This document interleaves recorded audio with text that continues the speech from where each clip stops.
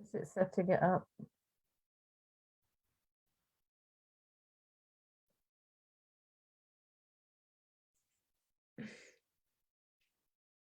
Hi everyone. Welcome to, whoops. Sorry, hi everyone. Welcome to day 55 of my Quest 79 Facebook Live Challenge. And I'd like to welcome back lovely Jane Hickey to talk some more about music performance anxiety. Hello, Jane. Hello, and glad to be here today after the little hitch that interrupted proceedings yesterday. So it's really nice to be back. Okay, so music performance anxiety is an experience which is not uncommon. Some people manage it more than others. For some people, it can become quite a big problem. So it can affect performance in exams, auditions, even concerts. And it's caused by a reaction in the nervous system, which is an involuntary response, leaving some people feeling quite helpless, that there's nothing that they can do about it. They recognize that it's happening, and it happens when the amygdala of the brain perceives some kind of threat. So it's an absolutely normal physiological response in the body. So the amygdala perceives a threat and it activates our sympathetic nervous system. Okay, and this causes our breathing to go up, our heart rate to go up. It can affect our gut, it can affect our bladder, it can affect our mind. It prepares our muscles for action, which is the explanation behind trembling and shaking. And essentially, it's a physiological reaction, which is normal. And a little bit of it can be really helpful because it focuses us on the task at hand. But it becomes a problem when it's overactive. So this involuntary response leaves the performer feeling a little bit out of control, that there's nothing you can do about it. But the important thing to know is actually you can do something about it. So even though it's involuntary, it's not something that we can turn on and off. We can support ourselves, we can build our resilience. And I like to think of resilience as our capacity to deal with things when they happen. So we can build our resilience in some quite simple ways, actually, and that can be quite surprising, that little things that you can do can make this whole experience a little bit more manageable. So we can't turn it off completely, and we wouldn't want to do that. No, as you say, it's a normal reaction, isn't it?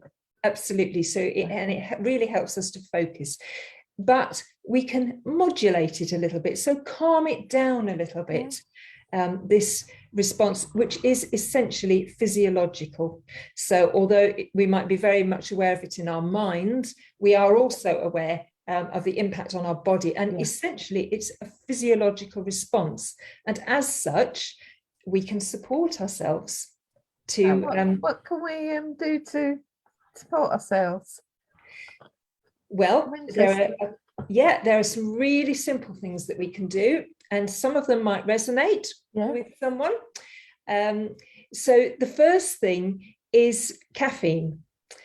And caffeine we think of in coffee, but it's also in tea and a lot of soft drinks. So caffeine essentially is a stimulant. And the last thing we really need when our sympathetic nervous system is stimulated to protect us, the last thing we really need is to overstimulate it. It is, it's the so, first thing a lot of people go for, isn't it? Absolutely, yes. And for some people, you know, it's something that you enjoy. It's some people really feel that they need their cup of coffee or whatever. But the key thing is about timing. So if you really do enjoy your cup of coffee, does it mean you have to stop? Absolutely not. But if you have got an event that you're preparing for, maybe an audition, might be an exam, just think about that caffeine intake. Some people are very aware of the the impact of coffee, so they know when coffee is affecting them. For some people, it may be less obvious, right. And also, as I say, it's not just in coffee, but it's in other drinks as well. So paying a little bit of attention to our caffeine intake avoids overstimulating a system that is already a little bit too active for us. So that's one very, very simple tip. And another simple tip is to think about sugar intake. Okay. Now, sugar is a culprit in a lot of things these days, we know that, but we like a little bit of chocolate or a biscuit or a cake, whatever. Oh, yeah, definitely. Yeah. And the thing with sugar is that it gets straight into our bloodstream. So sugar gives us a very quick boost, and our blood sugar levels go right up very, very quickly. So it's fast energy, which can be a good thing. The other thing that sugar does, it promotes dopamine in the body, and dopamine gives us a really nice feeling of happiness. So there are a couple of things about sugar: fast energy and that nice dopamine feeling. So it gives us a reward, and that's one of the reasons why we're drawn to sugar. So I can understand how many people might think a little bit of chocolate, when you're feeling a bit nervous, because it's going to make you feel quite nice. But there's a problem with sugar, and it's in our blood sugar levels. So fast energy, our blood sugar levels go right up, okay? And we've got lots of energy. But the next thing that happens is, after this quick rise, our blood sugar levels drop. Quite drastically. And it's the drop that can cause a problem. So a little bit different from caffeine, which is stimulating. The effect of sugar is to stress us. So the effect of not the sugar, but the drop in sugar stresses our body. So our nervous system, our sympathetic nervous system, is responding to a perceived threat already, the prospect of the exam, and then it perceives that there's another threat as well, the stress of the sugar levels crashing down. So we're adding to the effect. So again, contributing to activating this response, which isn't helpful for us. So those are two very simple things that you can do to help calm that nervous system response, so that you've got enough, but it's not overactive, so it's not leading to the shaking hands, trembling legs, sweating, and so on. And if anybody's wondering what they should be having, that'd be useful. We always need to think about protein. So I'm suggesting that we're a little bit careful about the caffeine, a little bit careful about the sugar. Does it mean you can't have sugar at all? Absolutely not. But just think about, the couple of hours building up to the exam or the audition, and save the chocolate, save the cake, save the cookie for after, when it's done. When it doesn't matter. Absolutely. But what should you be having? And I know that some people find it quite hard to eat in this situation, and I think you really do have to go with what feels right for you.